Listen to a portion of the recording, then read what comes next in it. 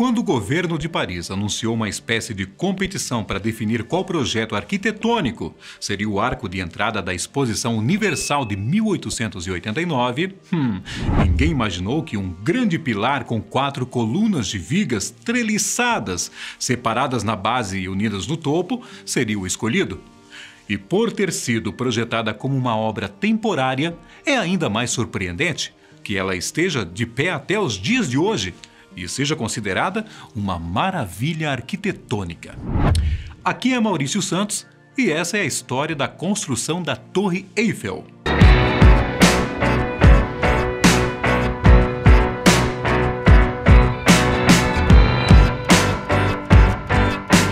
Como forma de marcar o aniversário de 100 anos da Revolução Francesa, a Exposição Universal pretendia juntar muitas pessoas de elites culturais, tanto de Paris quanto de outras partes da Europa. Foram mais de 30 países envolvidos com o evento e várias apresentações de artigos científicos e tecnológicos. E para dar as boas-vindas a todos aqueles que desembarcassem na Cidade Luz, foi pensada uma construção que abraçasse toda a pompa e circunstância daquele momento histórico.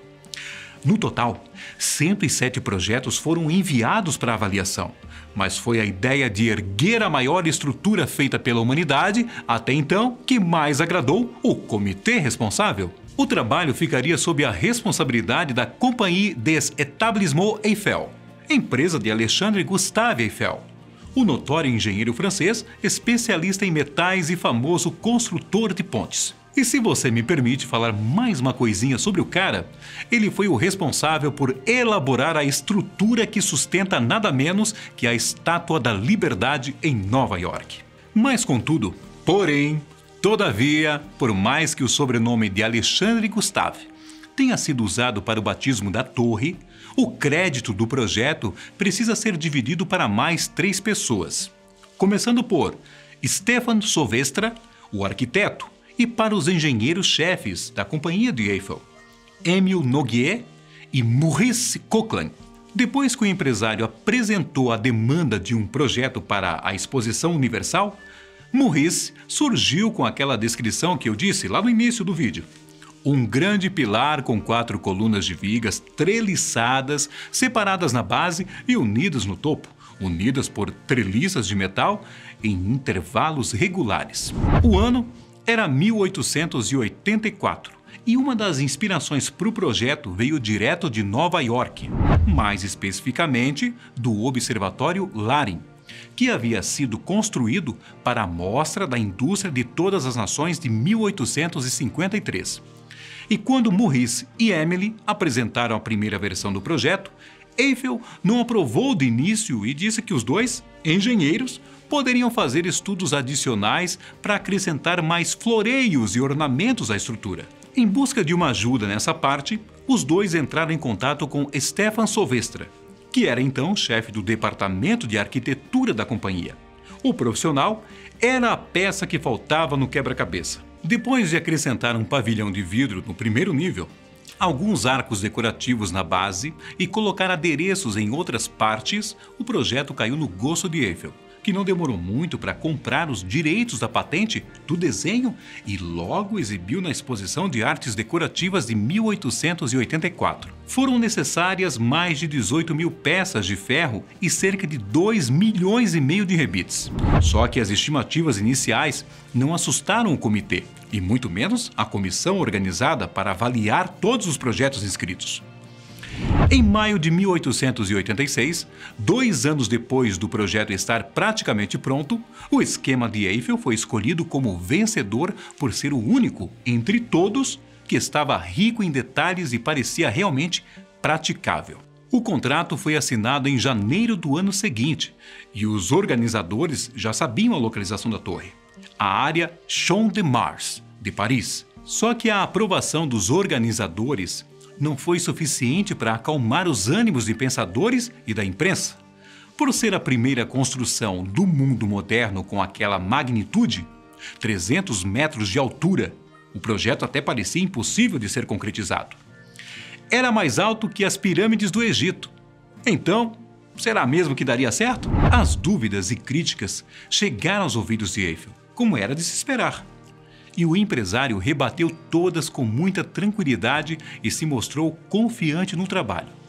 Era um risco, é verdade, mas um risco que valia a pena. Foi então que no dia 1º de julho de 1887, depois da fundação ficar pronta, teve início a montagem dos suportes da torre. Todas as 18.000 peças foram projetadas e organizadas na fábrica do próprio empresário, que ficava nos arredores de Paris.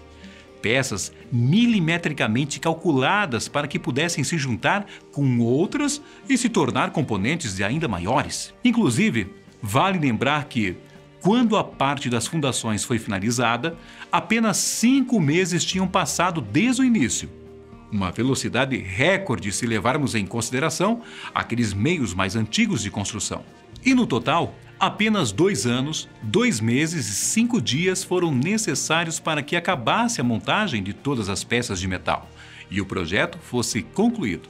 Lá estava a construção de mais de 7.000 toneladas e com 312 metros de altura. Hoje em dia, depois dos acréscimos e reformas, a torre passou às 10.000 toneladas e tem um total de 324 metros de altura, que, trocando em miúdos, equivale a 101 andares. Mas assim, 324 metros e mais um pouquinho, já que a estrutura metálica costuma dilatar 15 centímetros no verão.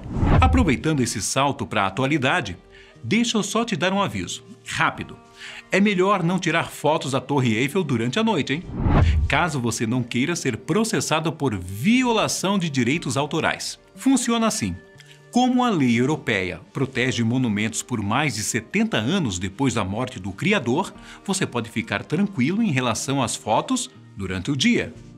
Isso porque Gustave Eiffel morreu em 1923 e os direitos sobre a torre foram para o domínio público em 1993. Agora, o problema é a iluminação.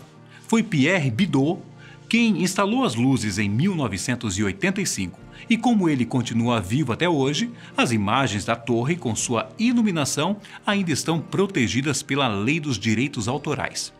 E bom, ainda vão continuar assim por muitas décadas. Agora, voltando ao passado, o mais curioso de todo o processo de construção foi que as críticas que a torre recebeu antes e durante a montagem praticamente desapareceram quando a obra foi finalizada.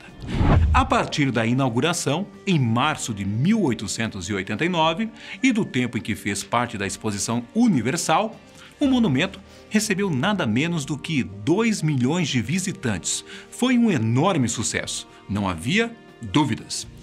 Em um primeiro momento, somente a plataforma do 2º andar da torre foi aberta para a visitação pública, só que não demorou muito para que todos os 3 níveis se tornassem acessíveis, tanto pelos elevadores quanto pelas escadas. Hoje em dia, é possível não só visitar a estrutura e se maravilhar com seus detalhes, como você ainda pode aproveitar alguns dos restaurantes construídos na própria torre. Mas é aquela história. A ideia era que o projeto fosse desmontado depois da exposição. Não era para ser um ponto turístico. E os trâmites envolvendo essa decisão quase levaram à demolição da Torre Eiffel, no ano de 1909. Isso só não seguiu adiante porque as autoridades de Paris perceberam que a obra poderia ser útil como estação de radiotelegrafia, devido à sua altura. Uma decisão para lá de sábia que gerou resultados durante a Primeira Guerra Mundial, quando o equipamento instalado na torre foi capaz de divulgar alertas e interceptar as comunicações de rádio do exército inimigo. O fato é que, mesmo estando em seus dias de glória, a construção quase viu seu fim mais uma vez, só que pelas mãos de Hitler, durante a Segunda Guerra Mundial.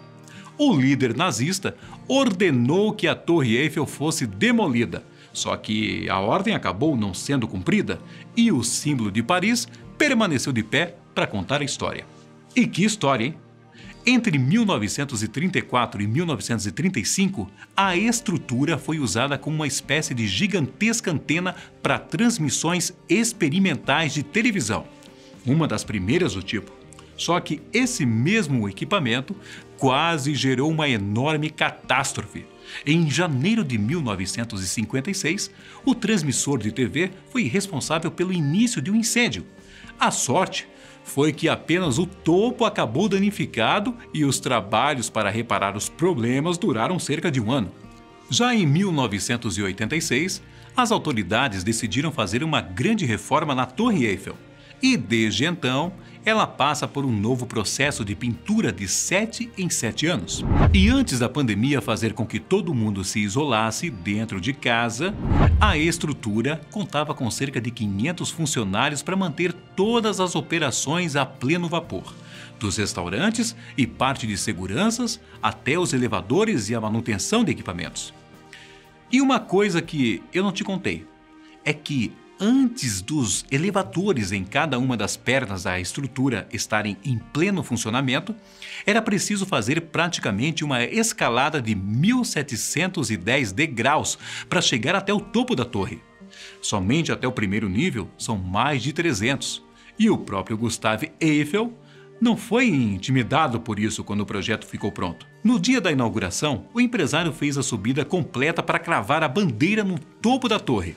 Agora me diz nos comentários qual a outra estrutura que você gostaria de saber como foi construída e até o próximo vídeo aqui da Fatos Desconhecidos. Tchau!